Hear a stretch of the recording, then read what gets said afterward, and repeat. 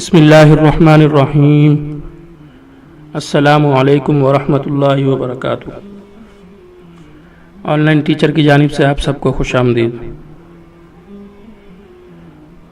دوستو، آج کی اس ویڈیو میں آپ کو پردے کی اہمیت سمجھانے لگا ہوں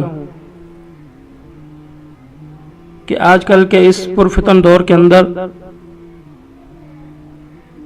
اسلام کی ہر چیز پر اعتراض کیا جا رہا ہے، اسلام کے ایک احکام پر اعتراض کیا جا رہا ہے، جس میں سے ایک اعتراض عورتوں کے اس پردے کی وجہ سے ہے کہ جب سے یہ پردے کا حکم اسلام نے عورتوں پر لاگو کیا ہے،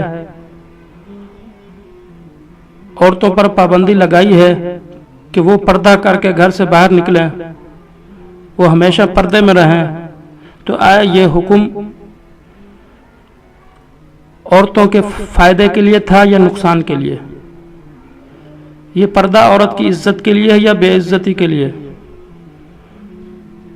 ہمارے آج کل بعض دشمنان اسلام مسلمان عورتوں کو یہ کہہ کر بہلا پھسلا رہے ہیں کہ اسلام نے عورتوں کو پردے میں رکھ کر عورتوں کی بے عزتی کی ہے،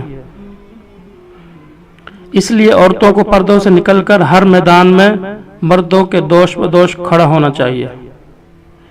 مگر میری پیاری بہنوں، خوب اچھی طرح سمجھ لو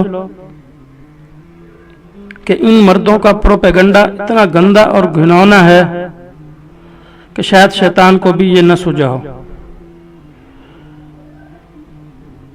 اب ایک چھوٹی سی مثال آپ اپنے ذہن میں رکھیں، آپ خود انصاف کریں۔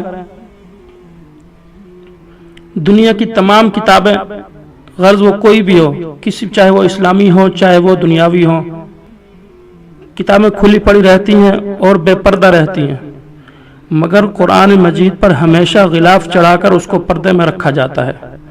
بتاؤ، کیا قرآن مجید پر غلاف چڑھانا یہ قرآن شریف کی عزت ہے یا بے عزتی؟ اسی طرح دنیا کی مسجدیں بے پردہ رکھی گئی ہیں، مگر خانہ کعبہ پر غلاف چڑھا کر اس کو پردے میں رکھا گیا۔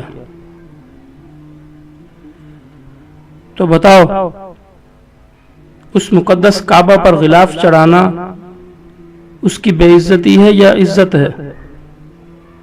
تمام دنیا کو معلوم ہے کہ قرآن مجید اور خانہ کعبہ پر غلاف چڑھا کر ان دونوں کی عزت و عظمت کا اعلان کیا گیا ہے کہ تمام کتابوں میں سے سب سے افضل و اعلیٰ کتاب قرآن مجید ہے، اور تمام مسجدوں میں سے سب سے افضل و اعلیٰ مسجد کعبہ معظمہ ہے۔